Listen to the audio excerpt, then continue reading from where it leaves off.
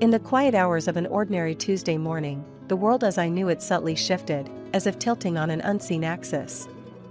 The sun, in its early glory, had barely managed to brush the dew off the grass, casting a soft, golden light that made the ordinary seem momentarily extraordinary.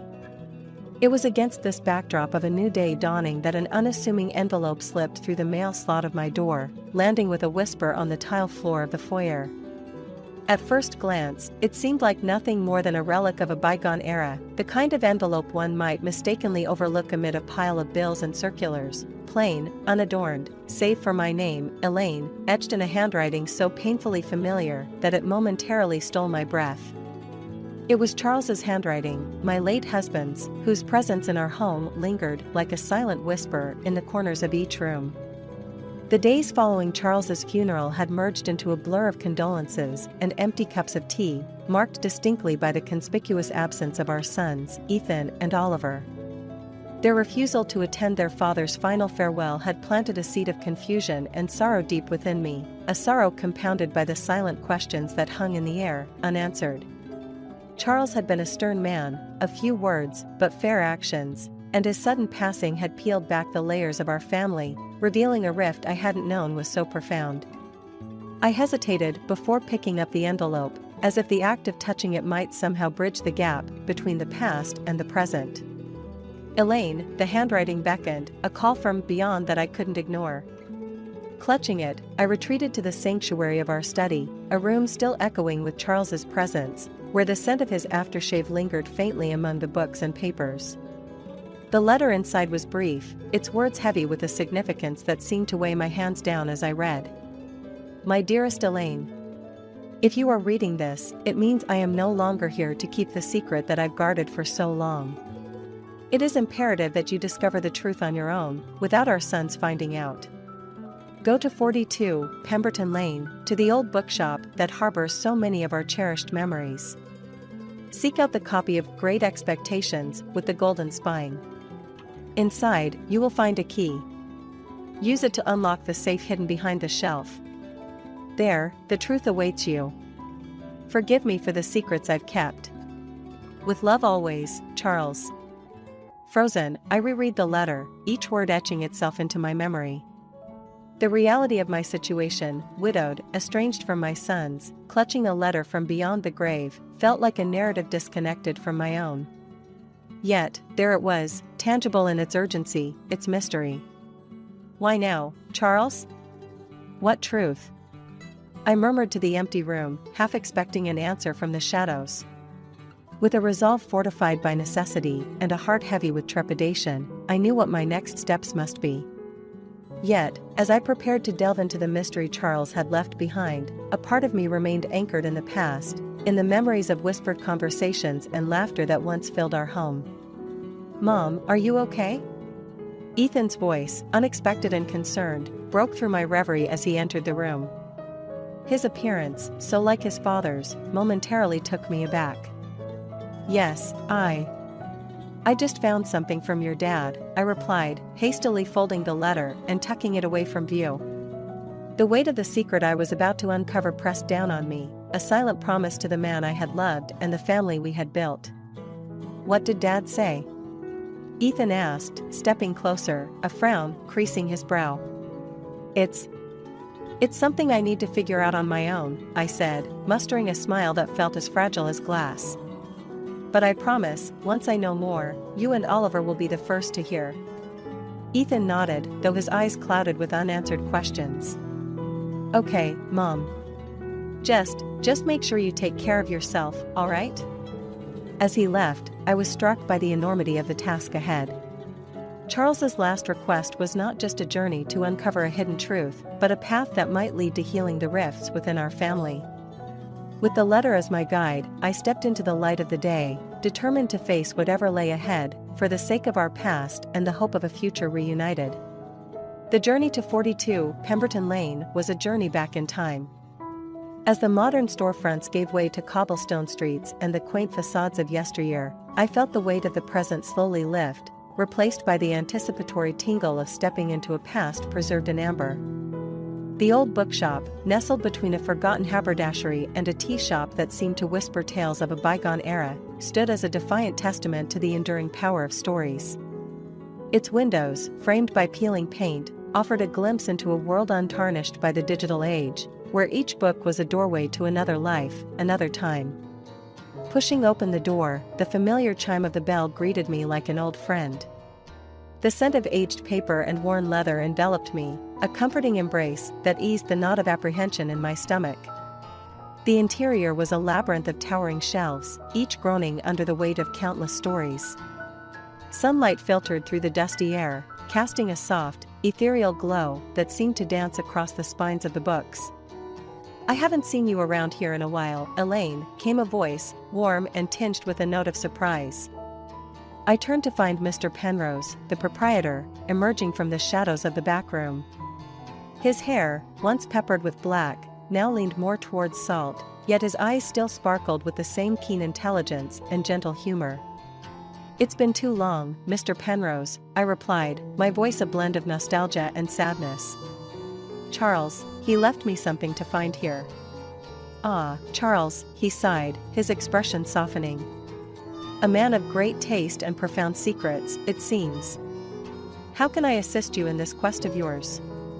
I recounted the instructions from Charles's letter, watching as Mr. Penrose's brows arched in intrigue. "A copy of Great Expectations with a golden spine, you say? That's quite specific.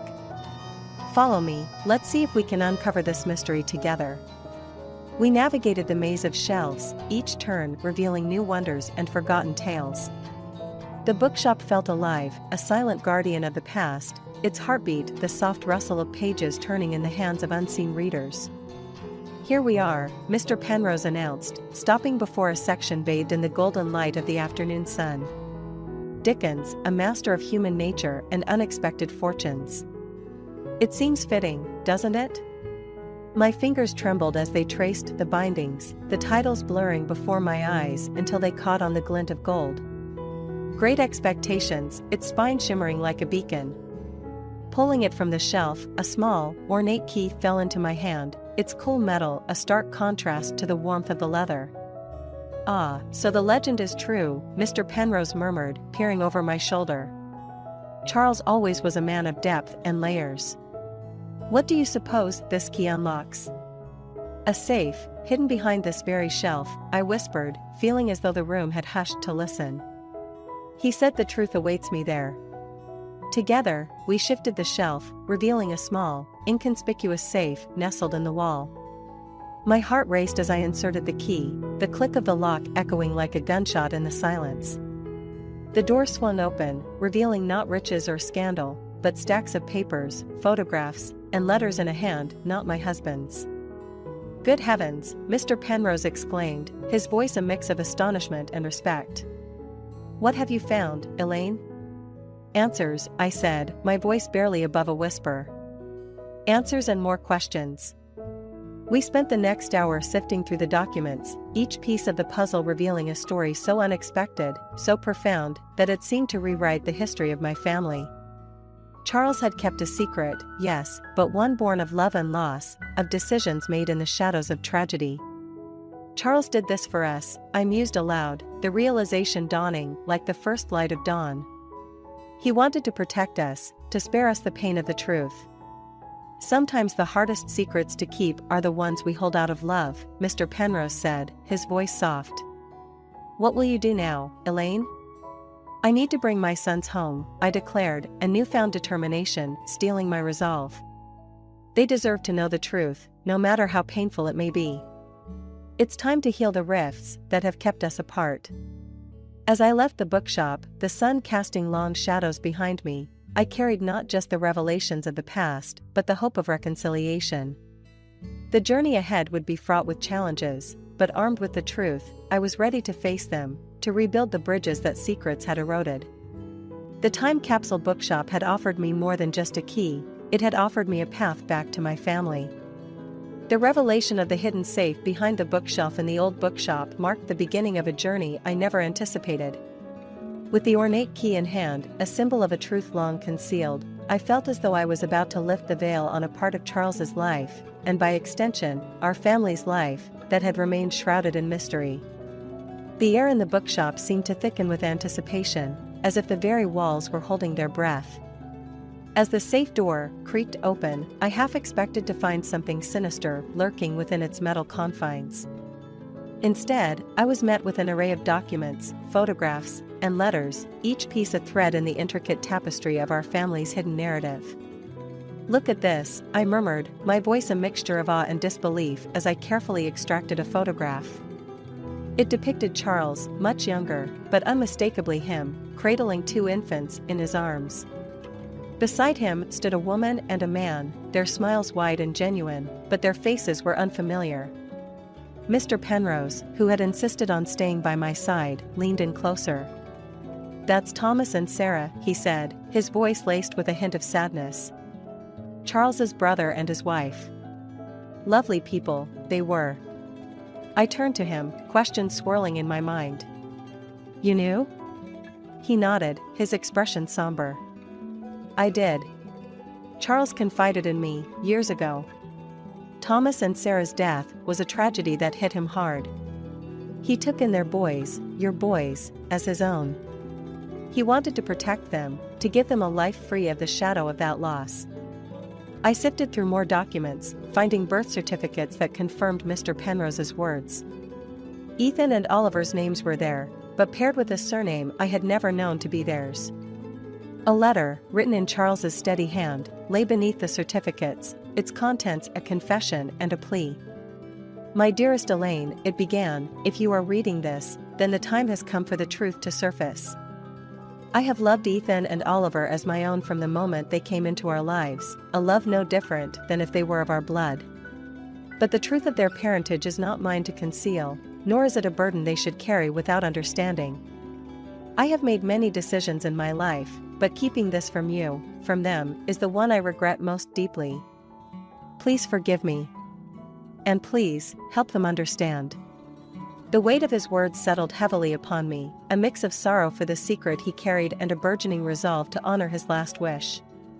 Charles was always more concerned with protecting others than himself, Mr. Penrose said softly, breaking the silence.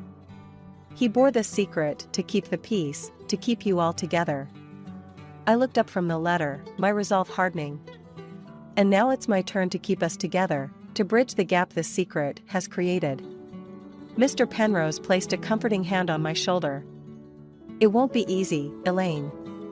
But if there's one thing I know about you and Charles, it's that your love, your family's love, is stronger than any secret, any truth." As I repacked the documents, photographs, and the letter into a briefcase Mr. Penrose had provided, a plan began to form in my mind. I needed to confront Ethan and Oliver, to reveal the truth of their heritage and the depth of their father's love. "Thank you, Mr. Penrose," I said, clasping his hand in gratitude. "For everything." He smiled, a bittersweet curve of the lips. "Just doing my part, Elaine. Now, go. Your sons need you." Stepping out of the bookshop, the setting sun cast a glow that seemed to light my path forward. The road to reconciliation would be fraught with pain and misunderstanding, but armed with the truth and the love that had always defined our family, I felt a cautious hope. The hidden safe had offered me more than just secrets, it had given me the key to bringing my family back together. The journey home from the bookshop was a blur, my mind racing as I clutched the briefcase with the truth of our family tightly to my chest. The evening air, crisp and cool, seemed to whisper encouragements, urging me on despite the turmoil within. I knew that confronting Ethan and Oliver would be one of the hardest things I'd ever done, but the necessity of it pressed heavily on my heart. The house was quiet as I entered, a stark contrast to the cacophony of thoughts and emotions swirling inside me. I found Ethan in the living room, his focus on a book, the furrow between his brows a testament to his concentration. Oliver was there too, idly scrolling through his phone, a picture of detached interest. The normalcy of the scene before me felt surreal, given the weight of what I was about to disclose. "Ethan, Oliver," I began, my voice steadier than I felt. They both looked up, their expressions shifting to curiosity at the sight of the briefcase in my hands. "What's that?" Ethan asked, setting his book aside as he and Oliver moved closer. I've discovered something. Something about our family, about your father, and about the two of you, I said, opening the briefcase to reveal the contents. Oliver frowned, a hint of apprehension in his eyes. What do you mean? Is this about why we didn't go to Dad's funeral? I took a deep breath, the truth poised on the tip of my tongue. It's about more than that. It's about who you are, and the secret your father kept to protect you. As I laid out the documents, photographs, and Charles's letter on the coffee table, the boys leaned in, their initial curiosity turning to shock as they began to piece together the puzzle. This can't be right, Ethan stammered, picking up one of the birth certificates. Are you saying we're adopted? That Uncle Thomas and Aunt Sarah were our real parents? Yes, I said softly, watching their faces closely. Your father, Charles, wanted to tell you many times, but he feared it might change how you saw yourselves, how you saw us as a family. Oliver was silent, his eyes tracing the words of Charles's letter. Finally, he looked up, his voice tinged with hurt. Why didn't he trust us with this? Did he think we couldn't handle it? It wasn't about trust, I explained, my heart aching for them. It was about love. He wanted to protect you from the pain, from feeling like you were different or didn't belong. But he realized, too late, that the truth was a part of you that deserved to be acknowledged. Ethan, always the more contemplative of the two, furrowed his brow. And what about you? Did you know? The question was a dagger, but I had braced myself for it. No, I didn't. Your father kept this secret from everyone except Mr. Penrose, the owner of the bookshop. I found out just today, through this letter and these documents. The room was thick with tension, a mix of betrayal, confusion, and a desperate need for understanding. It was Oliver who broke the silence. So, what now? How do we move forward from this? His question hung in the air, heavy with implications. I reached across the table, taking their hands in mine. We move forward as we always have, as a family. This truth changes nothing about how much we love you, how much your father loved you. It's a part of your story, but it doesn't define you. We face it together, learn from it, and let it make us stronger. The conversation stretched late into the night, a cathartic unraveling of years of hidden truths and unspoken fears. There were tears, moments of anger, and ultimately, a cautious step towards healing. Ethan and Oliver, with their newfound knowledge, were at the precipice of redefining their identities, but they were not alone. We were together, a family united not by blood, but by an unbreakable bond of love and understanding. As I watched them, deep in discussion and slowly coming to terms with their past, I realized that this moment, painful as it was, marked the beginning of a new chapter for us all. The truth, once unraveled, laid bare the strength of our family, a strength that would guide us through the uncertainties ahead. The morning after the revelation felt like waking up in a different world. The sun streamed through the windows, casting a warm glow over the breakfast table where Ethan, Oliver, and I sat in a contemplative silence, each lost in thought over the previous night's discussions. The air was thick with unspoken thoughts, the kind that linger after a storm, hinting at both destruction and the promise of renewal. I broke the silence, determined to steer us towards the latter. I've been thinking, I began, my voice steady, about what Charles would have wanted for us, for our family. Ethan looked up, his eyes searching mine. And what do you think that is? He would have wanted us to come together, stronger and more united than ever, I said, feeling the weight of my words. He made a mistake in keeping this from us, but in his heart, he was trying to protect us. Now, we need to honor his memory by facing the future as a family, one that understands and forgives. Oliver nodded, a determined look replacing the confusion from the night before. I agree. Dad, he did what he thought was best. But now it's on us to decide how we move forward. The conversation that followed was a balm to the wounds opened the night before. We spoke of practical matters, like reaching out to Mr. Penrose to learn more about our biological parents, and of emotional ones, like how we could rebuild the trust that had been shaken. It was a dialogue marked by vulnerability and strength, a testament to the resilience of our bond. "I want to understand everything," Ethan said, his voice firm. "I want to know about Uncle Thomas and Aunt Sarah, about their lives. I think it's important for us to embrace all parts of our story."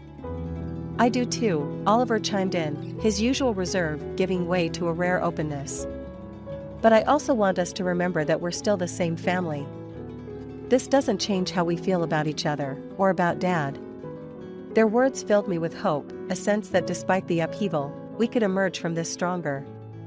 "Then that's what we'll do," I said, feeling a resolve take root. "We'll learn about your biological parents, honor their memory, and continue to build our family on a foundation of love and understanding. We'll make this journey together, every step of the way." As we cleared the breakfast dishes, the atmosphere was lighter, charged with a new purpose. It was as if acknowledging the full breadth of our story had lifted a weight, allowing us to look towards the future with hope rather than apprehension. Later, as I watched Ethan and Oliver head out, presumably to the bookshop to meet Mr. Penrose, I couldn't help but feel a surge of pride. They were approaching this with courage and an openness that many would struggle to muster. It was a testament to their character, and to the strength of our family. Sitting back with a cup of tea, I reflected on the path ahead. It would be fraught with challenges, of that I was certain. But in facing the truth together, we had found a new strength, a resolve to navigate the complexities of our story with grace and love. The journey of understanding and reconciliation was just beginning, but I felt ready for it, bolstered by the unbreakable bond that tied us together. This chapter in our lives, marked by revelations and resolutions, was a pivotal one. Yet, it was clear that it was not just an ending, but a beginning, a promise of new understanding, new growth, and a deeper appreciation for the ties that bind us, seen and unseen. As I looked to the future, I did so with a heart full of hope, ready to face whatever came our way, together, as a family. ### Chapter 6, The Journey Home. The days that followed were a whirlwind of activity and discovery. Ethan, Oliver, and I delved into the past with a shared fervor, piecing together the mosaic of our family's history. We met with Mr. Penrose, who shared stories and photographs of Thomas and Sarah, painting a picture of their lives with vivid strokes of memory and affection. It was a bittersweet process, learning about the joy and tragedy that had preceded us, but it was a journey we undertook together, a testament to our newfound resolve. One afternoon, as autumn painted the world in shades of gold and amber, Ethan proposed an idea that would solidify our journey of reconciliation and remembrance. "I think we should visit the lake house," he said, the suggestion hanging in the air like a delicate promise. "It's where Dad loved to take us every summer. It feels right to go there, to remember him and to honor our biological parents." Oliver and I exchanged a glance, the weight of the proposal settling in. "I think that's a wonderful idea," I replied, feeling a mixture of excitement and nostalgia. The lake house had been the backdrop of so many family memories, a place untouched by the complexities of the world. The journey to the lake house was a quiet one, each of us lost in our thoughts as the familiar landscape rolled by. When we arrived, the sight of the tranquil water and the rustic charm of the house greeted us like an old friend. We spent the day there, talking, laughing, and remembering. As the sun began to set, painting the sky in hues of pink and orange, we gathered by the water's edge, a bundle of letters and photographs in hand, mementos of Thomas, Sarah, and Charles. "I'd been thinking a lot about family," Oliver began, breaking the silence. "About what it means to be connected, not just by blood, but by love, by memories. I think that's what we have here. A bond that's stronger because of what we've been through." Ethan nodded, his eyes reflecting the fading light. "It's been a hard journey, but I feel closer to both of you than ever before. It's like we've rediscovered what it means to be a family." I looked at my sons, my heart swelling with pride and love. "Charles would be so proud of us," I said, my voice thick with emotion. "We've faced the truth together, and it's brought us closer. We're honoring his memory and the memory of Thomas and Sarah by being here, by being together." As we released the letters and photographs onto the water, watching as they floated away, a profound sense of peace settled over us. It was a symbolic gesture, a way of letting go of the pain and embracing the love that remained. The drive back home was different, filled with plans for the future and reflections on the past. We talked about organizing a memorial for Thomas and Sarah, about continuing to explore our heritage, and about the ways we could keep the memories of our loved ones alive. As we crossed the threshold of our home, I realized that this journey had brought us full circle. We had ventured into the unknown, faced the complexities of our past, and emerged stronger for it. Our family, though reshaped by revelations and time, was more united than ever. The journey home was not just a return to a place, but a return to each other. We had weathered the storm of discovery and found a new beginning, a new chapter in the story of our family. And as we settled into the comfort of our home, I knew that whatever the future held, we would face it together, our bonds unbreakable, our hearts open to the endless possibilities of tomorrow. In the quiet reflection of the evening, I realized that home was not just a place, but a feeling, a sense of belonging and understanding that we carried within us. And as I looked at Ethan and Oliver, I knew that we had found our way home, not just to a house, but to each other, to a family rebuilt on the foundation of love, truth, and resilience. This journey, with all its twists and turns, had led us back to where we belonged, together, as a family.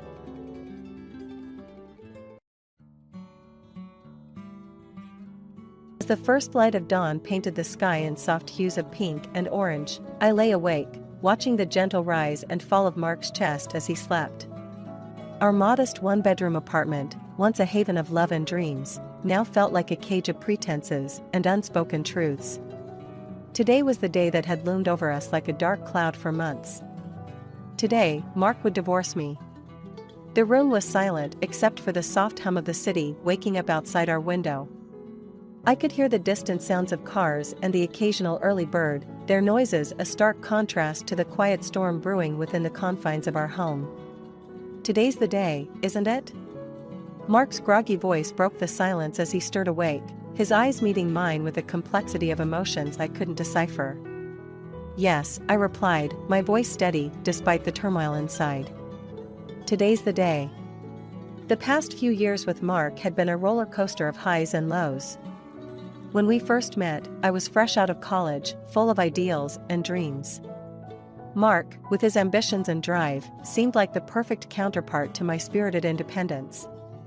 We fell in love, or so I thought.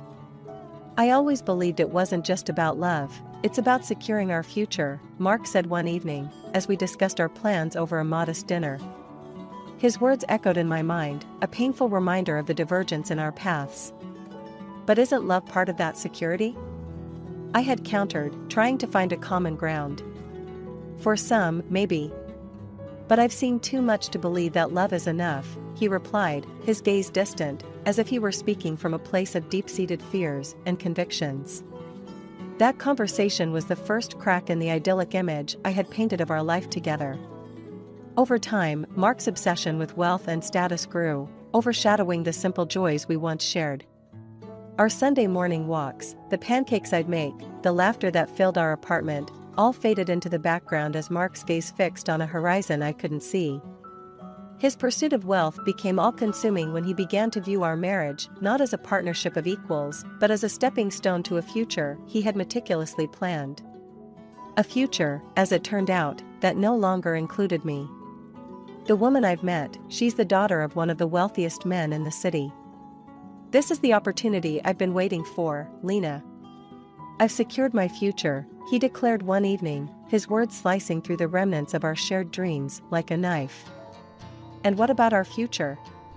I asked, my voice barely a whisper, as I tried to grasp the reality of his betrayal. There is no R in this future, Lena. I thought you'd understand. It's not personal, it's just the best move for me, he replied, his tone cold and detached. As I sat across from him in the lawyer's office on the day of our divorce, his excitement palpable, I couldn't help but feel a mixture of sorrow and relief. Sorrow for the love I thought we had, and relief that I was finally breaking free from a marriage that had become a prison. I've married into wealth, Lena. My future is secure. Mark boasted, unaware of the irony in his words. I signed the papers, each stroke of my pen a step towards my liberation. Which company? I asked, feigning interest in his new alliance. The one that's about to go public, huge in AI development, he replied, puffing up with pride. Oh, that one, I said, a hint of a smile tugging at my lips. That's my mother's company. The color drained from Mark's face as the realization hit him. He looked at me, then at the lawyer, and back at me, as if trying to find a loophole in the reality that had just unfolded. You're the president's daughter? Yes, Mark. And you've just divorced the only real security you ever had. The room fell silent, the weight of my revelation hanging heavy in the air. Mark's future, once so certain in his eyes, crumbled before him, a castle built on sand. As I walked out of the lawyer's office, the early morning light felt different, brighter, filled with possibilities. I had dreaded this day, yet now that it was here, I felt a sense of freedom I hadn't known in years. Mark had chased after a mirage, but I was stepping into a new dawn, unburdened and true to myself. And that was the most shocking conclusion of all. In the weeks following the divorce, the world seemed to shift on its axis. My newfound freedom was both exhilarating and daunting. As I navigated this new chapter of my life, I couldn't help but reflect on the crumbling facade of my marriage with Mark. It was like watching a house of cards fall. Each card represented a lie, a disappointment, or a missed connection. I spent my days exploring passions I had set aside for the sake of our relationship. Painting, which I had loved in college, became my refuge, filling my apartment with color and life that mirrored the rebirth of my own spirit. Yet, in the quiet moments, the loneliness crept in, a stark reminder of the void left by Mark's departure. One evening, as I sat at my easel, lost in the swirl of blues and greens on my canvas, a knock at the door jolted me back to reality. Hesitant, I approached, wondering who could be visiting at this hour. Opening the door, I was met with a familiar face, albeit one I hadn't expected to see again so soon. Sarah, Mark's sister, stood before me, her eyes filled with a mix of concern and curiosity. Lena, I heard about the divorce. I'm so sorry, she began, her voice tinged with genuine sadness. Thank you, Sarah. It's been a difficult time, but I'm managing, I replied, unsure of how to navigate this unexpected encounter. I can't believe Mark would do something like this, to chase after wealth so blindly, Sarah continued, her disappointment in her brother evident. He always had ambition, but I never thought it would lead him here. We sat down, and as Sarah spoke, the image of Mark I had tried to preserve crumbled further. She painted a picture of a brother who had lost his way, consumed by a hunger for status and recognition that overshadowed everything else, including the people who cared for him. Mark always admired you, you know. He admired your independence, your spirit. I think it scared him, in a way. He didn't know how to be part of that without losing himself, Sarah confessed, her words offering a glimpse into the insecurities that had driven Mark away. It's ironic, I mused aloud. He was so afraid of losing himself that he ended up losing everything that mattered. Including me. Sarah nodded, her expression somber. I hope he realizes that one day. Before it's too late. As the evening wore on, Sarah and I shared stories, laughter, and even a few tears. It was a bittersweet meeting, a reminder of the connections that had been severed by Mark's actions. After Sarah left, I returned to my canvas, the conversation replaying in my mind. The facade of our marriage had indeed crumbled, but in its place, something more genuine was beginning to take shape. My own path, unencumbered by the weight of Mark's ambitions. The realization that I was better off without the facade was liberating. I had spent so much time trying to fit into Mark's vision of the future that I had lost sight of my own dreams. Now, with each stroke of my brush, I was painting a new future for myself, one filled with possibilities and the freedom to chase my own happiness. The crumbling facade of my marriage with Mark had been a painful chapter, but it was also a necessary one. It forced me to confront the uncomfortable truths about our relationship and, ultimately, about myself. I had been complicit in maintaining the illusion, afraid of what would happen if it fell apart. Now, as I stood alone but unbroken, I realized that the end of our marriage was not the end of my story. It was the beginning of a journey towards self-discovery, a journey that promised to be filled with its own challenges and triumphs. And as the night deepened, the colors on my canvas blending into a symphony of light and shadow, I knew that I was ready to face whatever came next. The facade had crumbled, but in its place, I had found my strength. The day of the divorce loomed like a specter over my thoughts, casting a long shadow that colored even the brightest moments with a tinge of melancholy. As I prepared for the inevitable, a strange sense of calm settled over me. It was as if the storm of emotions that had raged within me for so long had finally exhausted itself, leaving behind a quiet determination to face whatever came next. I arrived at the lawyer's office, the finality of the situation pressing down on me with each step. The office was sterile, the air thick with the scent of legal documents and cold coffee. As I took my seat across from Mark, I couldn't help but notice the smug look of satisfaction on his face. He was like a cat that had caught the canary, oblivious to the fact that the bird was about to fly away. "Good morning, Lena. I trust you're well," Mark began, his voice dripping with a feigned cordiality that made my skin crawl. "I'm as well as can be expected, given the circumstances," I replied, my voice steady despite the turmoil churning inside me. The lawyer, a middle-aged man with a no-nonsense demeanor, wasted no time in getting down to business. "If both parties are ready, we can begin the proceedings." As the lawyer outlined the terms of the divorce, Mark's eyes gleamed with anticipation. He clearly believed he was walking away with the better deal. Little did he know, the real prize was not the assets we were dividing, but the freedom I was about to reclaim. "Before we finalize everything, do you have any questions or concerns?" the lawyer asked, looking between Mark and me. Mark, eager to conclude the proceedings, shook his head. "No, everything seems in order. I'm ready to move on." It was then that I decided to reveal the truth, the final twist in a tale that Mark had thought he controlled. "Actually, I have one question," I said, turning to Mark with a calmness that belied the significance of my next words. "Which company did you say your future wife's father owns?" Mark, caught off guard, replied with a hint of pride, "The one that's about to go public, huge in AI development." "Why do you ask?" I paused for effect, letting the silence hang in the air for a moment before delivering the coup de grace. "Oh, that one," I said, a small smile playing on my lips.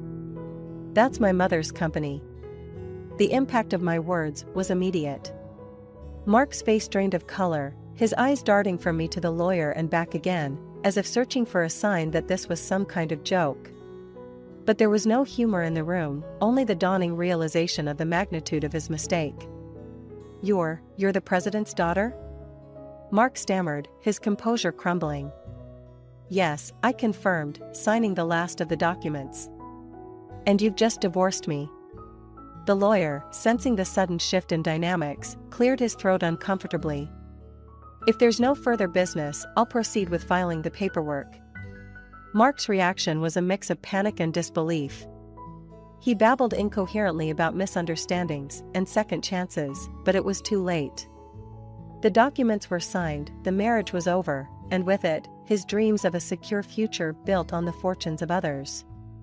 As I walked out of the lawyer's office, the weight of the past few years seemed to lift from my shoulders.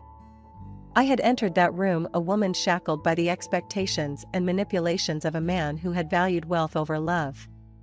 I left it free, my spirit unburdened by the deceit that had poisoned my marriage.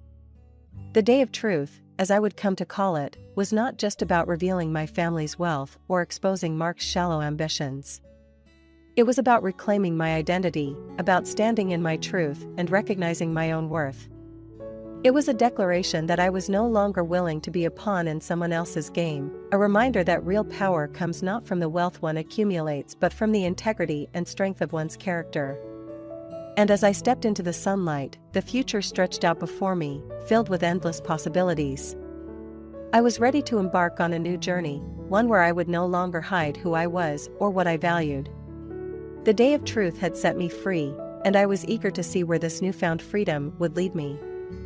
The fallout from the revelation at the lawyer's office was immediate and far-reaching.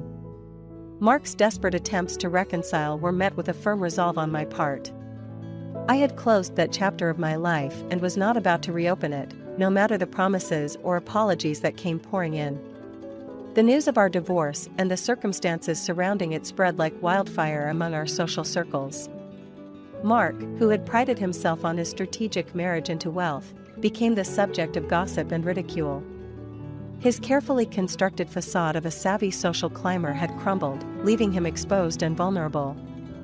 I found myself at a cafe with my closest friend, Anna, a week after the divorce was finalized. The warm aroma of coffee did little to mask the tension I felt, discussing the end of my marriage in public for the first time. "Lena, I still can't believe it," Anna said, shaking her head in disbelief. "The look on Mark's face must have been priceless when you told him about your mom's company." I sighed, stirring my coffee absent-mindedly. "It was a moment of truth, Anna. But it's not something I take pleasure in. It's sad, really, how things turned out." Anna reached across the table, squeezing my hand. "You did what you had to do, Lena. Mark made his choices, and now he has to live with them. How have you been holding up?" I looked up, meeting her concerned gaze. "Honestly, it's been a mix of emotions. Relief, mostly.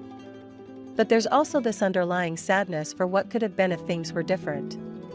The conversation shifted as Anna asked about my plans for the future. I shared my desire to focus on my career and perhaps travel, something I had put on hold during my marriage. As days turned into weeks, I noticed a shift in my own social standing. Some people, once eager to associate with Mark and me, began to distance themselves, unsure of how to navigate the complex dynamics of our split. Others reached out, offering support and understanding, which I found both surprising and heartening.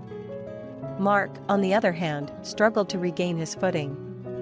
I heard through the grapevine that his relationship with the woman he had left me for had soured once the truth about my family came out. The irony was not lost on me, but I found no joy in his misfortune. If anything, it served as a stark reminder of the fragility of relationships built on anything but genuine connection and respect. One afternoon, as I walked through the park, reflecting on the whirlwind of the past few months, I ran into Mark. He looked worn, a shadow of the confident man I had married. "Lena, can we talk?" he asked, his voice tinged with desperation. I stopped, considering his request. "We can talk, Mark. But understand, nothing you say is going to change the past." He nodded, taking a deep breath. "I know I messed up, Lena.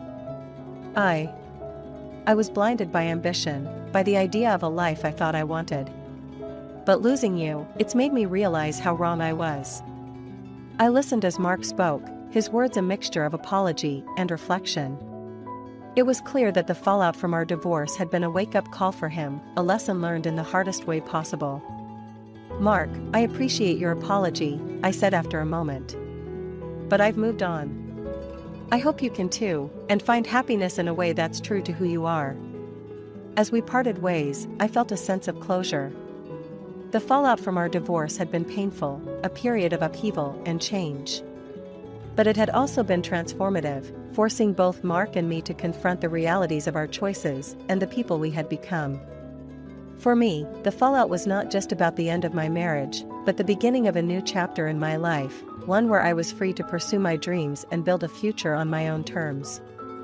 And as I walked away from Mark that day, I knew that no matter what challenges lay ahead, I was ready to face them with a sense of purpose and a heart open to new possibilities. The weeks following my encounter with Mark were filled with a profound sense of liberation. It was as if the final strings tethering me to a life of pretense and dissatisfaction had been cut, allowing me to embrace my true self without the shadow of someone else's ambitions looming over me. I decided to channel this newfound freedom into rediscovering the passions I had set aside during my marriage. I began writing again, something I had always loved but never pursued seriously due to the demands of my former life. Sitting in front of my laptop, words flowed from me like a dam had been broken, stories and ideas that had been percolating in the back of my mind for years finally taking shape on the screen. One evening, as I was wrapping up a chapter of the novel I had started, a call from my mother disrupted my flow. I hesitated for a moment, knowing that conversations with her often veered into discussions about family expectations and responsibilities. But to my surprise, this call was different. "Lena, darling, how are you?" My mother's voice sounded through the speaker, warm and genuine. "I'm good, Mom. Actually, I've been doing some writing," I replied, a hint of excitement in my voice. "Writing? That's wonderful. You always had a talent for it," she encouraged. "Tell me about what you're working on." I shared the premise of my novel with her, expecting polite interest. Instead, what I received was enthusiastic support and a genuine curiosity about the plot and characters. It was a conversation unlike any we'd had before, one where I felt seen and valued for who I was, not just as the heir to a vast empire, but as Lena, the individual. "Mom, I didn't know you were interested in literature," I said, genuinely surprised. "There's a lot you don't know about me, Lena." "Just like there's a lot I'm learning about you," she replied, her voice softening. "I'm proud of you, not for the wealth or the status, but for seeking your own path. It's what your father and I always wanted for you." Her words struck a chord in me, reinforcing my decision to live authentically. It also dawned on me that liberation wasn't just about freeing oneself from the expectations of others, but also about understanding and embracing the complexities of our relationships. In the days that followed, I threw myself into my writing with renewed vigor, often losing track of time as I explored the depths of my creativity. I also began reconnecting with old friends and making new ones, people who shared my interests and values, rather than those who were merely part of the social circle I had navigated with Mark.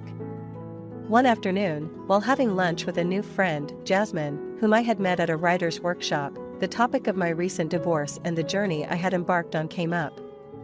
"Lena, it's incredible how you've turned a situation that could have broken many people into a stepping stone for your own growth," Jasmine remarked, her admiration clear in her eyes. I smiled, acknowledging the truth in her words. "It hasn't been easy, but I've come to realize that sometimes, you need to go through the storm to appreciate the calm. I've found liberation not just in ending a relationship that wasn't right for me, but in rediscovering who I am and what I'm capable of." Jasmine nodded, her expression thoughtful. "It's inspiring, Lena. It reminds me that we all have the power to redefine our lives, no matter the circumstances." As we continued our lunch, discussing everything from literature to life's unpredictable twists, I felt a deep sense of contentment. The path to liberation had been fraught with challenges, but it had led me to a place of self-discovery and empowerment. Liberation, I realized, was not just a moment of breaking free, it was an ongoing journey of becoming more authentically myself, of living a life filled with purpose, passion, and genuine connections. And as I looked forward to the future, I knew that whatever it held, I was ready to meet it head-on, with a heart full of courage and a spirit unbound. The months following my divorce and the subsequent fallout felt like navigating through a dense fog, gradually lifting to reveal the path forward. Liberation had brought with it a sense of peace and self-discovery, but it was the prospect of new beginnings that filled me with a renewed sense of purpose and excitement. I found myself sitting across from my mother in her expansive office, a floor-to-ceiling window offering a panoramic view of the city skyline. The late afternoon sun cast a warm glow over the room, illuminating the soft smile on my mother's face. "Lena, I've watched you navigate these past months with such grace and resilience," she began, her voice both proud and tender. "Your strength through the divorce and your determination to carve out your own path has been inspiring." I felt a warmth spread through me, buoyed by her words. "Thank you, Mom. It's been a journey, but I feel like I'm finally starting to understand who I am and what I want from life." She nodded, leaning forward slightly. "And what is it that you want, Lena? Have you thought about what's next for you?" I took a deep breath, the future I envisioned for myself taking shape in my mind. "I want to make a difference, Mom. I want to use my experiences and the resources we have to help others. I've been thinking about starting a foundation focused on supporting women in technology, offering scholarships, mentorships, and resources to help them succeed." My mother's eyes lit up, her enthusiasm palpable. "That's a wonderful idea, Lena. Your passion for this cause is evident, and I believe you have the vision and drive to make it a reality. How can I support you?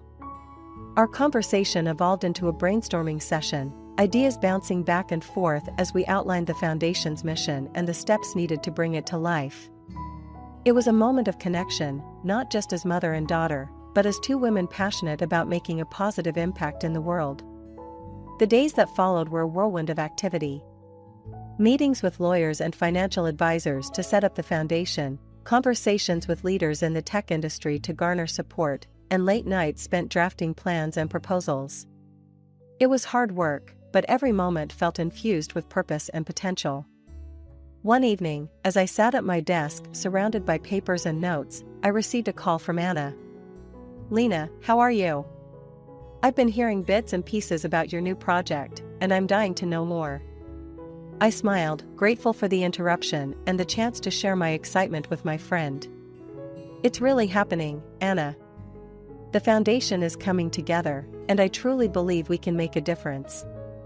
It feels like everything I've been through has led me to this point." Anna's voice was warm and supportive. "I'm so proud of you, Lena. You're going to change lives, I just know it. And hey, if you need a volunteer or someone to bounce ideas off, you know where to find me." "Thank you, Anna. That means the world to me," I replied, a sense of gratitude washing over me. "I might just take you up on that offer." As I hung up the phone, I leaned back in my chair, taking in the quiet of the room. The challenges of the past felt like distant echoes, overshadowed by the promise of what lay ahead. Starting the foundation wasn't just a new beginning for me, it was a chance to create new beginnings for others, to empower and uplift in ways I had only dreamed of. In that moment, I realized that the end of my marriage to Mark wasn't just an ending. It was a catalyst, propelling me towards a future where I could use my experiences, both good and bad, to forge a path of impact and meaning. New beginnings weren't just possible, they were unfolding before me, ripe with potential and hope. And as I turned back to my work, energized by the thought of the lives we would touch and the change we would inspire, I knew that this was just the beginning. A new chapter in my life was being written, one where I could be the author of my own story, defined not by my past, but by the possibilities of the future.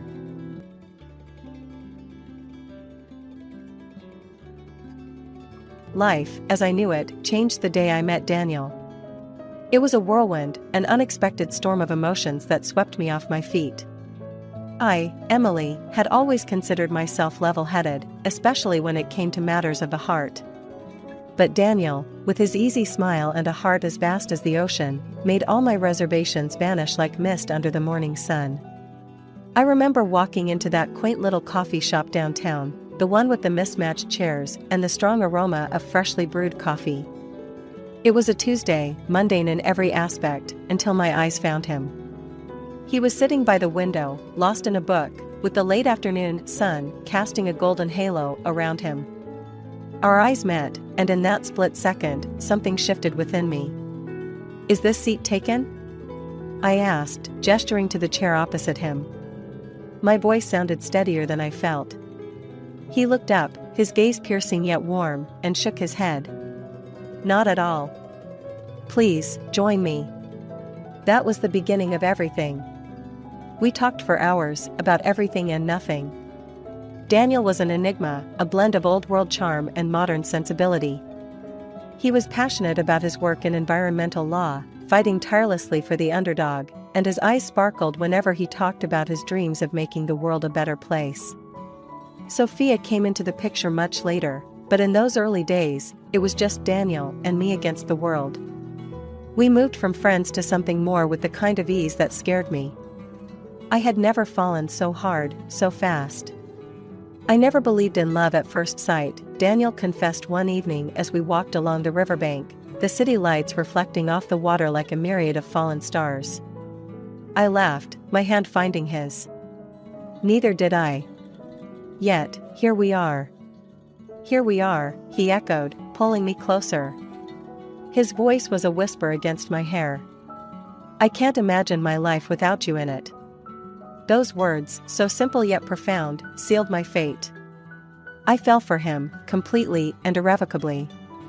Our whirlwind romance was the kind poets wrote about, the kind that, in the back of my mind, I feared was too good to last.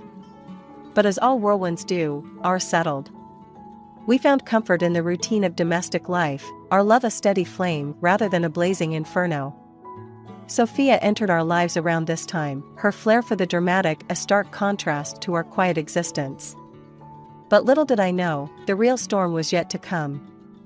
As the novelty of our whirlwind romance gave way to the rhythms of everyday life, Daniel and I found solace in the predictable. We settled into our roles seamlessly, like actors in a well-rehearsed play. I continued to climb the ladder in finance, my days a blur of numbers and negotiations. Daniel, with his unyielding passion for environmental advocacy, found new battles to fight, his determination as infectious as ever. It was during this comfortable lull that Sophia became a permanent fixture in our lives, her presence a constant reminder of the world beyond our bubble. Sophia, with her larger-than-life persona and a laugh that filled the room, brought an energy that was both exhilarating and exhausting. She worked in finance too, but where I saw numbers as a puzzle to be solved, she saw them as a game to be played. Our professional worlds overlapped, but our philosophies could not have been more different. One evening, as the three of us sat around the dining table, a sea of takeout containers between us, the conversation took an unexpected turn. "Daniel, you're too idealistic," Sophia said, her tone teasing, but with an edge. "Saving the world is a noble cause, but at what cost? You need financial backing to make a real impact." Daniel's eyes met mine, a silent question lingering in their depths. I knew he was wondering if I shared Sophia's viewpoint. I took a deep breath, choosing my words carefully. "Sophia, there's more to life than just money," I said, hoping to bridge the gap between their contrasting views. "What Daniel is doing is important. He's fighting for the future, our future." Sophia laughed, a sound that seemed to fill the room. "Emily, my dear, you're as idealistic as he is. But, let's not forget, it's the financial world that keeps everything moving. Without it, dreams remain just that, dreams." The conversation shifted soon after, but the tension lingered, a precursor to the storm brewing on the horizon. It wasn't long before Daniel's parents, with their old-world expectations and traditional values, moved in with us. The shift in our home was immediate and palpable. Privacy became a luxury, and the once peaceful atmosphere was now charged with an undercurrent of tension. Daniel's parents, steeped in their ways, viewed me as an outsider, a fact they did not bother to hide. Their presence strained our relationship, turning minor disagreements into full-blown arguments. One particularly tense evening, as we all sat around the dinner table, Daniel's father made a comment that would forever change the course of our lives. "This house is for family only. Outsiders should leave," he declared, his voice cold and unwavering. To my utter shock, Daniel echoed his father's sentiments. "He's right, Sophia. We have our ways." The room fell silent, the weight of his words crashing down on me like a tidal wave. I looked at Daniel, searching for any sign of the man I fell in love with, but found none. In that moment, I realized that the shift had been happening all along, slowly eroding the foundation of our relationship. "Okay," I said, my voice steady despite the turmoil inside. "If that's how you feel." That night, as I packed my bags, my heart was heavy, but my resolve was strong. I knew I had to leave, to find my way back to myself. The financial ties that bound me to Daniel and his family were severed with a few clicks of a button, a poetic end to a chapter that had once promised so much more. As I stepped out into the cool night air, my future uncertain but my spirit unbroken, I realized that this was not the end of my story, but the beginning of a new chapter. The morning after I left, the world seemed unusually quiet, as if holding its breath. I sat in a small, sunlit cafe, a stark contrast to the turmoil within me. My hands wrapped around a cup of coffee, its warmth a small comfort against the chill of uncertainty. I had left behind not just a home, but a life intertwined with Daniel's and, by extension, his family's. The reality of my decision weighed heavily on me, but beneath that weight was a burgeoning sense of liberation. I had expected anger, perhaps even a desperate plea for me to return, but the silence from Daniel was deafening. It wasn't until late afternoon that my phone finally broke the silence, vibrating with an urgency that mirrored the chaos I had unleashed. "Emily, what have you done?" Daniel's voice was frantic, a cocktail of confusion and disbelief. I took a deep breath, steadying my nerves. "I did what you asked. I left." "But why the accounts, Emily?" "My parents, they're panicking. Everything's frozen." "What happened?" His question hung between us, a testament to the distance that had grown. It was not just physical but emotional, a chasm widened by unspoken truths and unacknowledged grievances. "Daniel, your father was clear. I was an outsider, remember? I managed those accounts, your parents' finances, on the understanding that I was family. But last night, that notion was quite thoroughly dispelled." Silence followed, heavy and laden with realization. I could almost hear the gears turning in Daniel's head, the pieces of the puzzle clicking into place. "Emily, please. This isn't you. You're not vindictive. We can fix this," he pleaded, his voice softening. "Fix this?" "Daniel, this isn't about revenge. It's about respect, about partnership. You chose your side, and I chose mine. It's time both of us lived with those choices." I ended the call, the finality of the moment settling over me like a cloak. The fallout from my departure was more than just a financial crisis for Daniel and his family. It was a lesson in the consequences of our actions, a mirror reflecting the cost of taking love and loyalty for granted. In the days that followed, I watched from a distance as Daniel struggled to untangle the mess. I heard through mutual friends that his parents were mortified, their social standing compromised by the sudden financial upheaval. Daniel, for his part, was humbled by the experience, his pride taking a back seat to the harsh reality of his situation.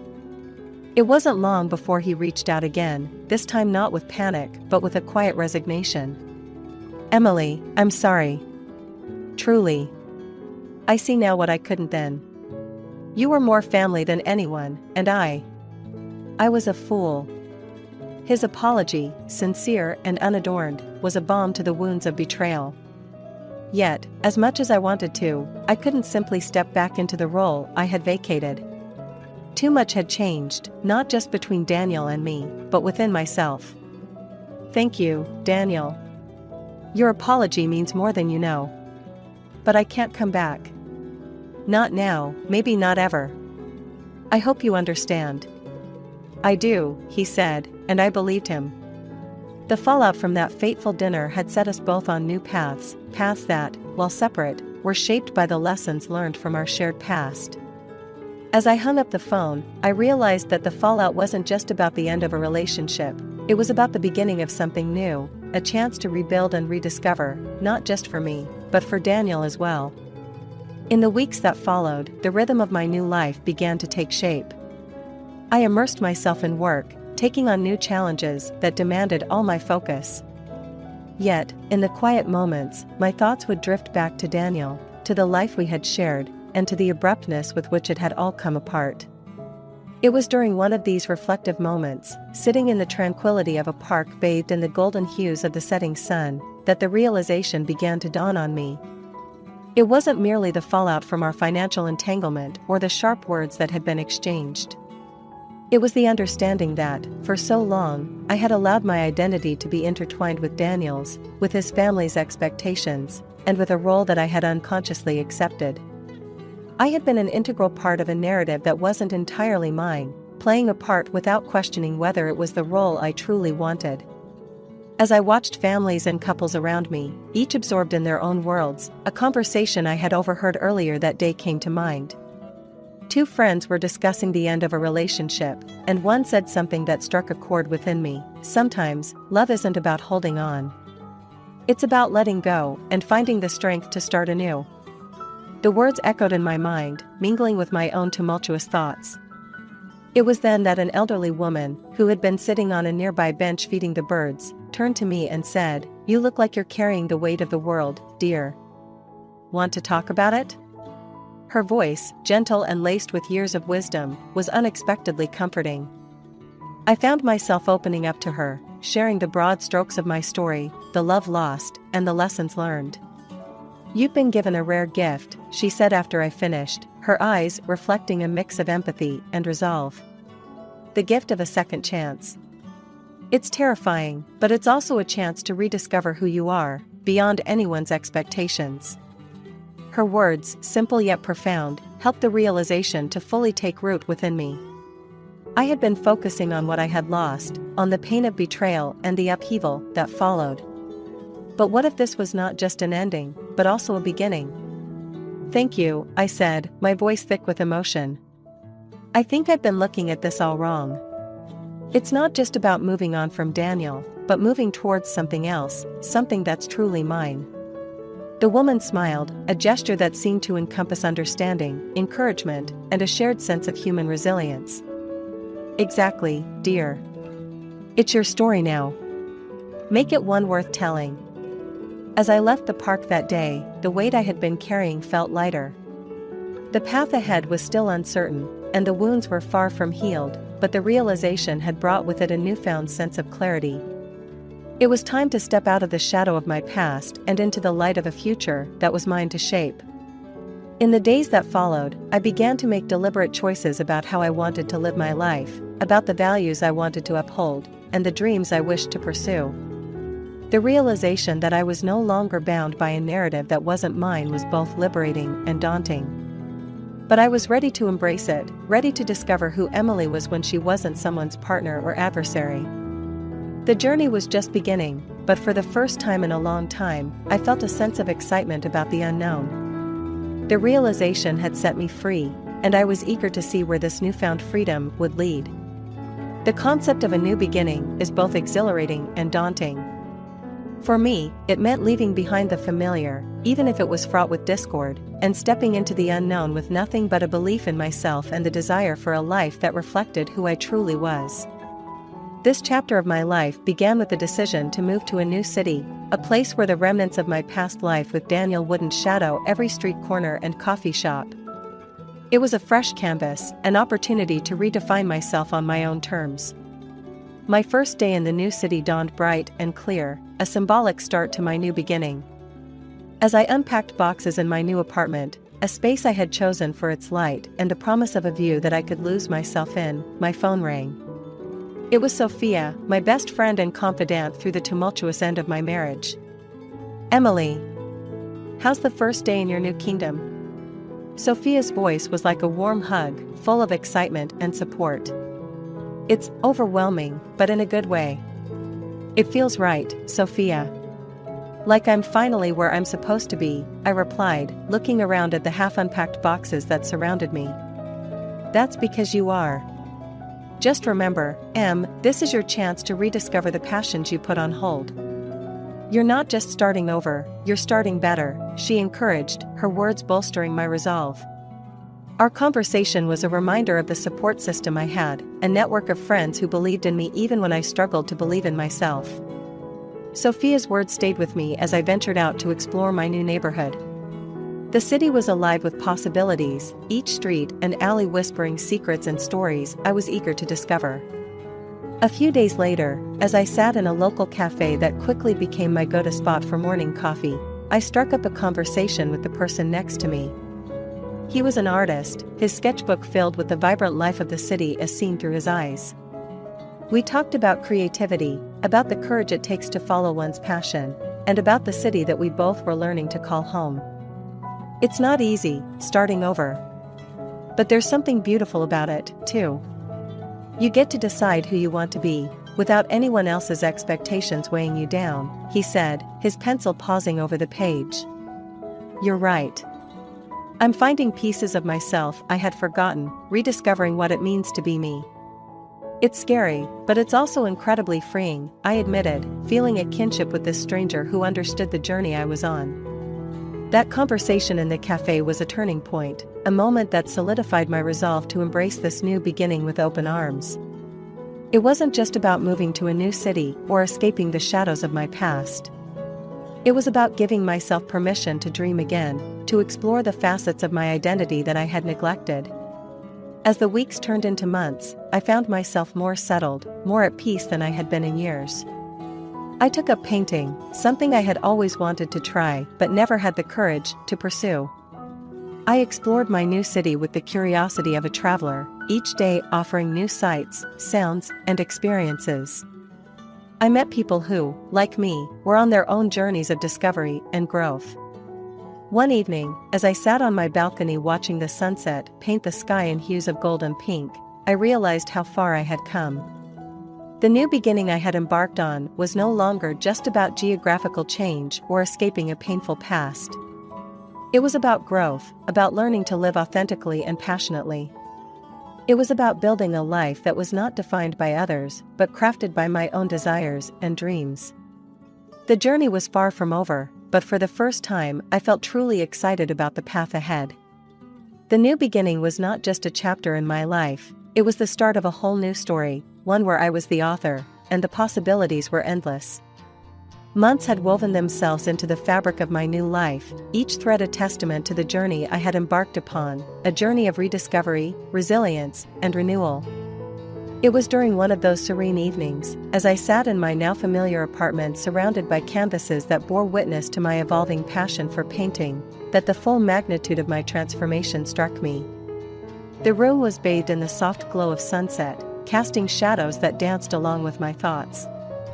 My phone buzzed, slicing through the silence. It was a message from Daniel, the first in what felt like a lifetime. His words were tentative, a request to meet and talk about everything that had happened. I stared at the screen, emotions swirling within me, a tempest of the past and present colliding.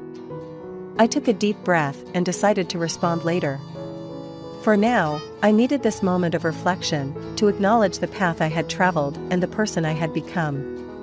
It was then that there was a soft knock on my door. I opened it to find my neighbor, Mia, standing there with a smile and a homemade pie in her hands. "Thought you might enjoy this. It's my grandma's recipe," she said, her gesture a reminder of the simple, beautiful connections that had begun to weave the tapestry of my new life. "Thank you, Mia. That's so thoughtful of you. Would you like to come in for a cup of tea?" I offered, grateful for her kindness. As we sat down, the conversation flowed naturally, from trivial day-to-day matters to deeper reflections on life's unpredictable journey. Mia shared her own story of starting anew, of the courage it took to leave behind what was familiar to pursue what felt right. "It's never easy, is it? But there's something incredibly rewarding about building a life that feels authentically yours," Mia mused, her words echoing my own thoughts. "You're right. It's been a journey of highs and lows, but looking back, I wouldn't change a thing. It's led me to this moment, to a life that feels more me than ever before," I shared, feeling a sense of camaraderie in our shared experiences. Our conversation lingered on the topic of reflection, of looking back not in regret but with an appreciation for the growth that comes from life's challenges.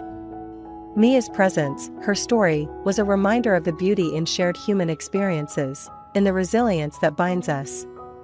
After Mia left, I found myself drawn to the canvas, inspired to capture the essence of reflection, not just as a mirror to our past, but as a gateway to our inner growth. As my brush moved across the canvas, I contemplated the meeting with Daniel. It was an opportunity for closure, a final chapter in the story of us that needed to be written. The next day, sitting across from Daniel in a quiet cafe, the weight of our shared history hung between us. Yet, I felt a calm resolve, a strength forged through the trials of starting anew. "Emily, I've been doing a lot of thinking, a lot of reflecting. I know I can't change the past, but I'm truly sorry for everything," Daniel said, his voice carrying the weight of genuine remorse. "Thank you, Daniel. That means a lot to hear.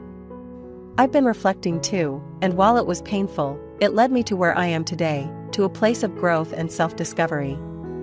I found peace, and I hope you can too," I replied, my words not just a farewell to our past, but an acknowledgement of my own journey. As we parted ways, it was with a mutual understanding that while our paths had diverged, the experiences we shared were integral to the people we had become. Reflection, I realized, was not just about looking back, but about acknowledging the lessons learned and the strength gained along the way. That evening, as I added the finishing touches to my painting, I understood that this chapter of reflection was not an end but a bridge to the future. A future I was ready to embrace, with all its unknowns and possibilities, armed with the knowledge that the most profound journeys are those that take us within. In the reflection, I had not only found closure, but had also discovered a deeper, truer version of myself. It was a journey that had taken me through the depths of heartache to the heights of personal triumph. And as I looked forward, I knew that the reflection would always be there, a reminder of where I had been and the endless potential of where I could go.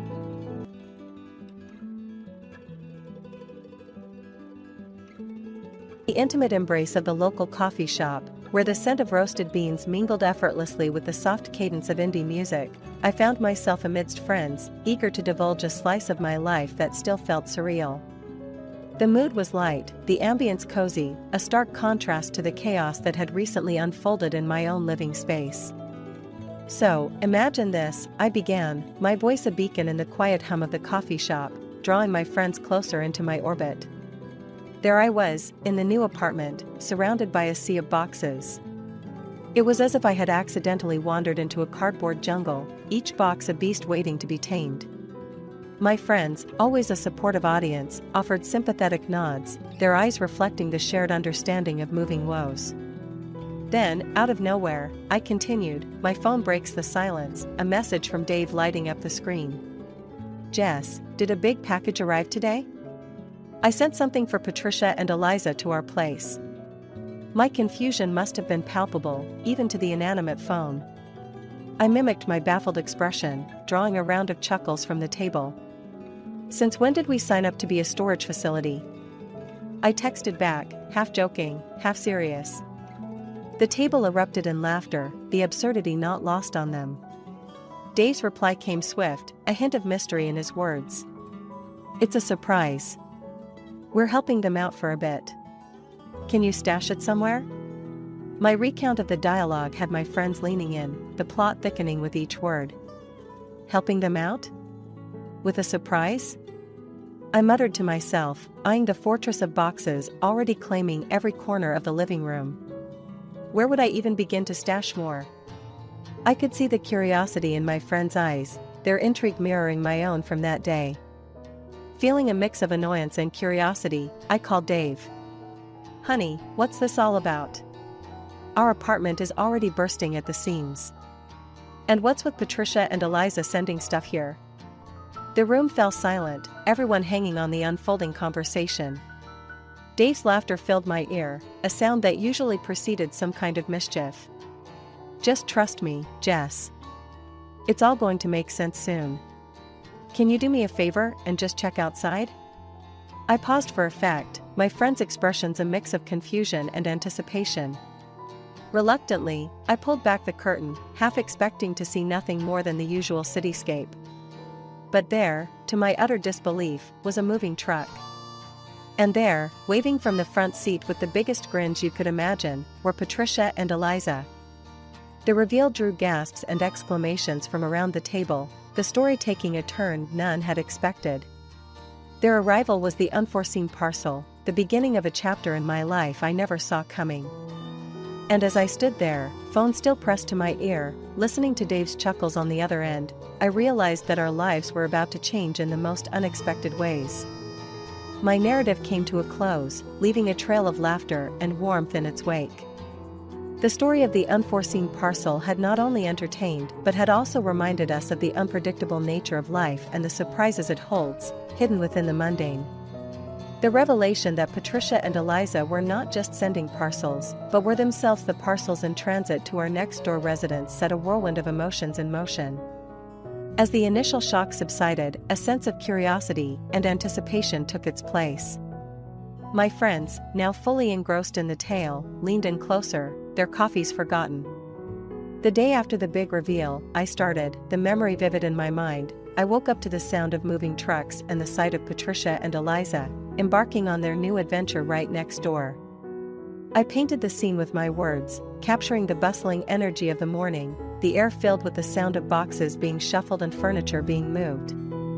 It was a strange feeling, knowing that my sister-in-law, who prized her independence above all, had chosen to be our neighbor in this unexpected twist of fate.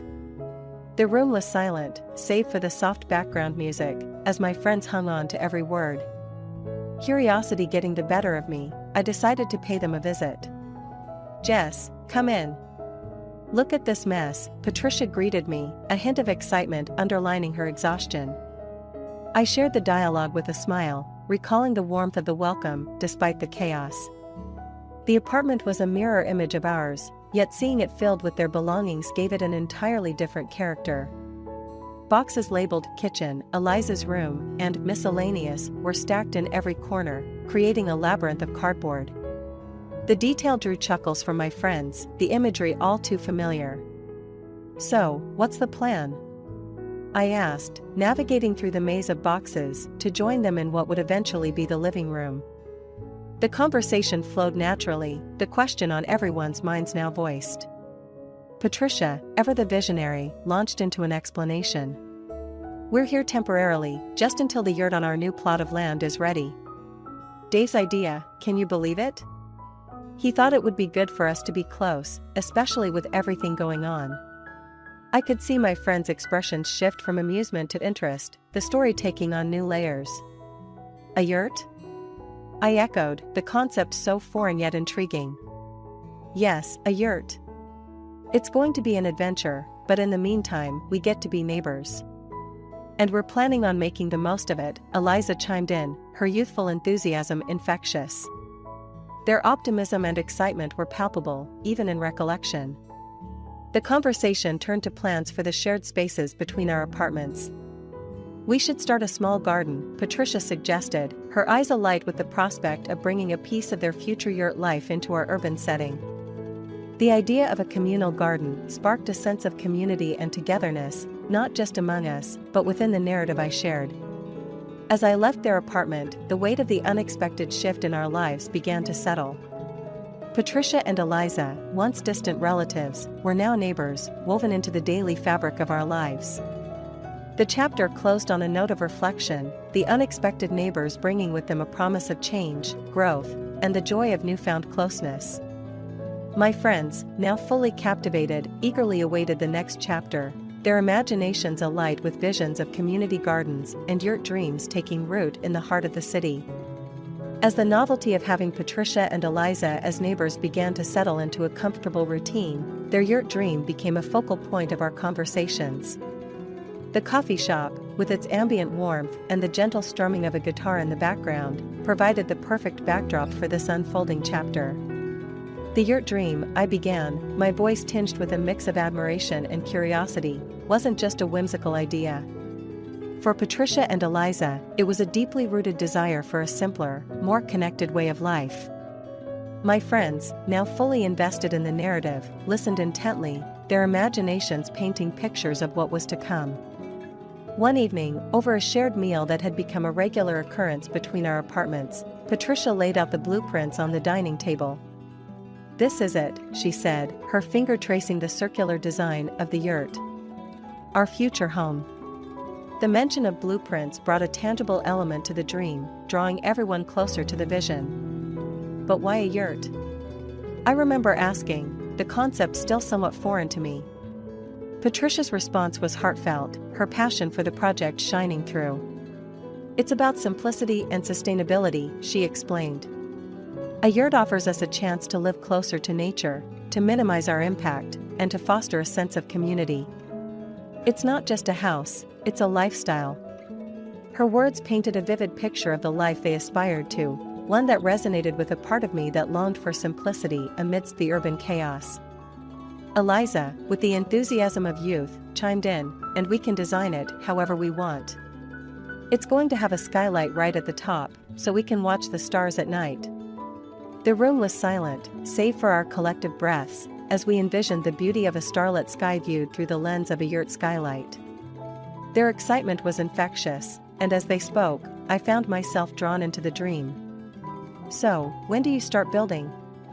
I asked, the practical side of me curious about the logistics. Patricia's smile was wistful, tempered by reality. "There have been some delays with the permits and the land. It's a process, but we're hoping to start in the spring." The mention of delays brought a sense of shared frustration but also a determination to overcome the hurdles. As the evening wore on, we discussed everything from renewable energy sources to rainwater collection systems. Patricia and Eliza had thought of everything, their plan a testament to their commitment to this dream. My recounting took a pause, allowing the weight of their aspirations to sink in. Before we parted ways that night, Patricia handed me a small, hand-drawn sketch of the yurt. "For inspiration," she said. "Who knows? Maybe you'll join us in the yurt life one day." The gesture was touching, a symbol of their openness and the expanding boundaries of our relationship. As I made my way back to my apartment, the sketch in hand, I couldn't help but feel a part of their dream. The yurt, with its promise of simplicity and connection, had planted a seed of possibility in my own heart. Chapter 3 closed not just with the blueprint of a yurt but with the blueprint of a changed perspective, the dream weaving its way into the fabric of our lives, challenging us to reconsider what it means to live fully and authentically. My friends, silent and reflective, were caught in the gravity of the dream, their thoughts no doubt wandering to the possibilities of their own yurt dreams in the vast canvas of life. The yurt dream, while a personal journey for Patricia and Eliza, soon evolved into something far greater, a community project that sought to bring the essence of yurt living into the heart of our urban neighborhood.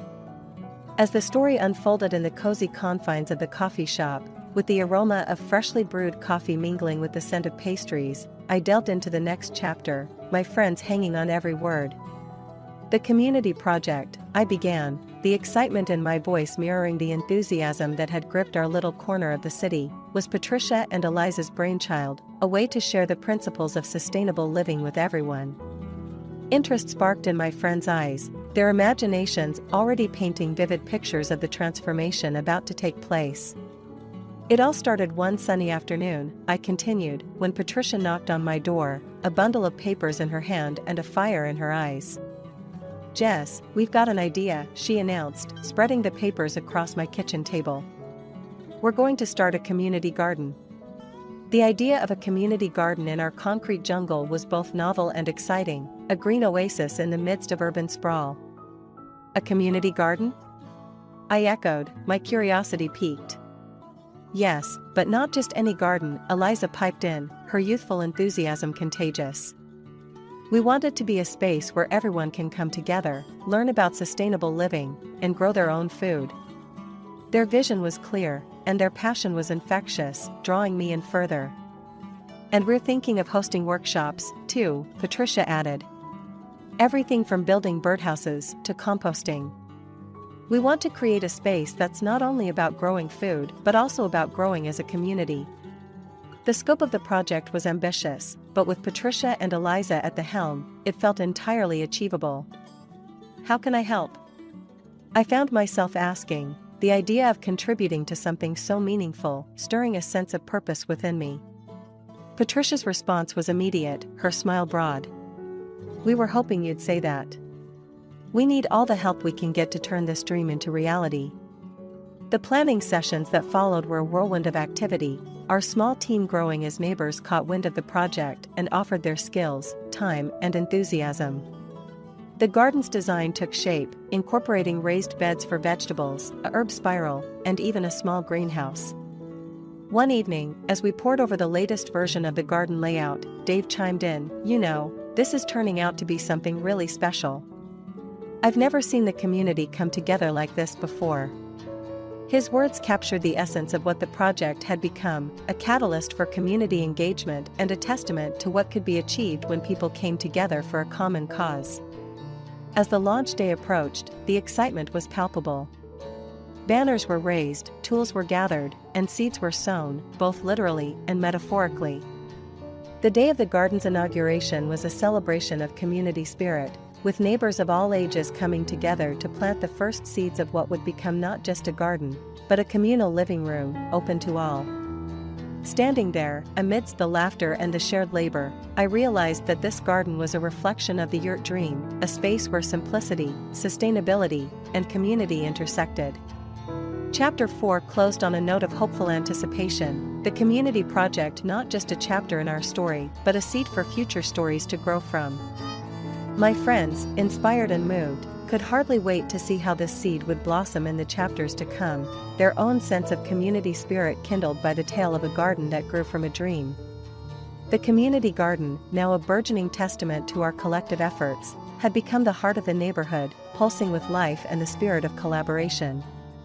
It was in this chapter, shared over the gentle clinks of coffee cups and the subdued chatter of the coffee shop, that the depth of our journey truly began to unfold.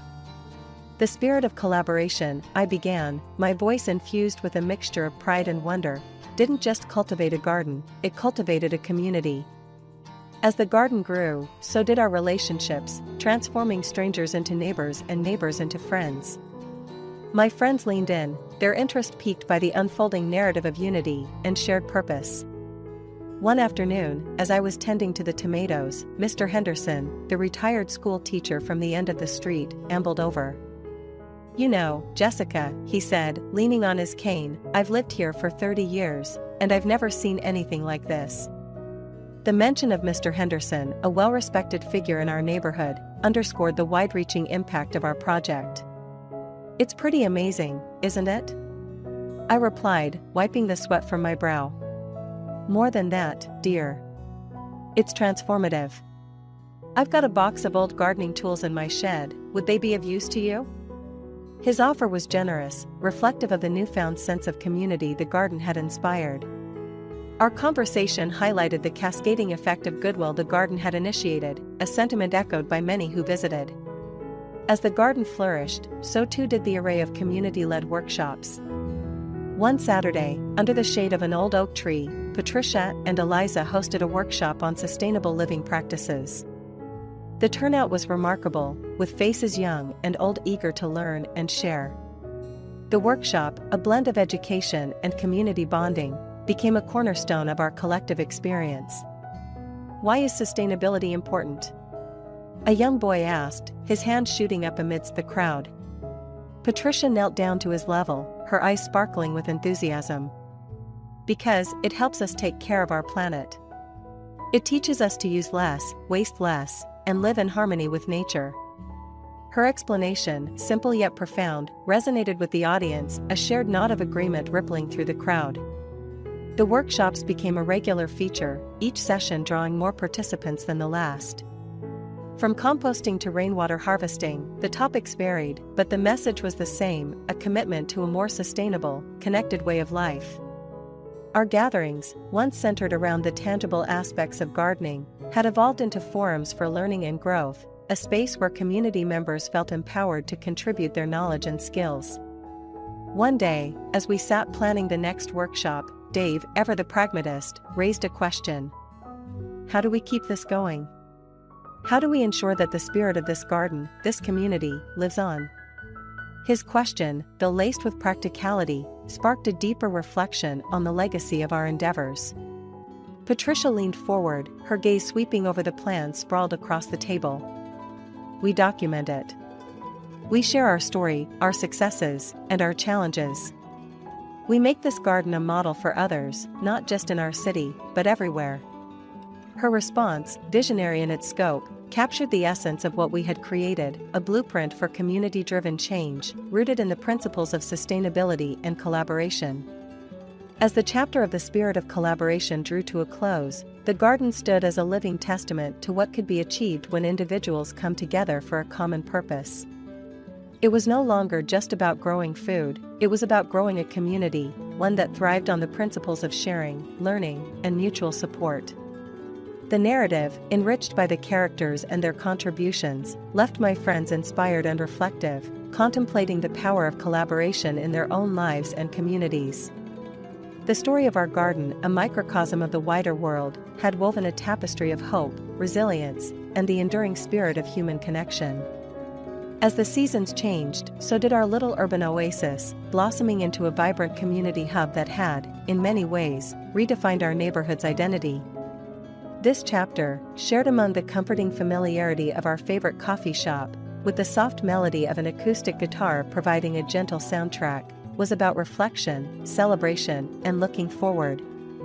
The new beginning, I started, my voice carrying a mixture of nostalgia and anticipation, wasn't just about the garden or the workshops. It was about us, as a community, stepping into a future we had crafted with our own hands. My friends, now as invested in the story as if they had been part of it themselves, nodded in understanding. One evening, as the sun dipped below the horizon, painting the sky with strokes of pink and orange, we gathered in the garden for a community dinner. It was a celebration of all we had achieved and a chance to dream about what was next. The imagery of the gathering, set against the backdrop of a sunset, drew my friends further into the moment. "Can you believe how far we've come?" Dave said, handing me a plate piled high with food grown in our garden. I smiled at the memory, the sense of accomplishment tangible even now. "It's incredible. This garden has grown into something much bigger than any of us imagined." Our exchange, simple yet profound, underscored the journey we had embarked upon together. As we ate, Patricia stood up, tapping her glass for attention. "I want to propose a toast," she began, her voice steady and clear. "To new beginnings, to the power of community, and to the countless adventures that lie ahead." Her toast was met with a chorus of cheers, the air filled with a sense of unity and shared purpose. Later that evening, as the festivities wound down, Eliza pulled me aside. "You know, my mom and I have been talking. Once the yurt is finished, we're planning on starting a series of workshops there, about living sustainably, but also about building community." Her revelation was exciting, a continuation of the legacy we had begun to build. "That sounds amazing, Eliza. You can count on us to help in any way we can," I assured her, the promise of future collaboration strengthening the bonds between us. The conversation, filled with hope and anticipation, was a testament to the enduring spirit of our community. As the night drew to a close, and our neighbors slowly departed, leaving trails of laughter and conversation in their wake, I took a moment to look around. The garden, illuminated by strings of soft lights, was more than just a space for cultivation.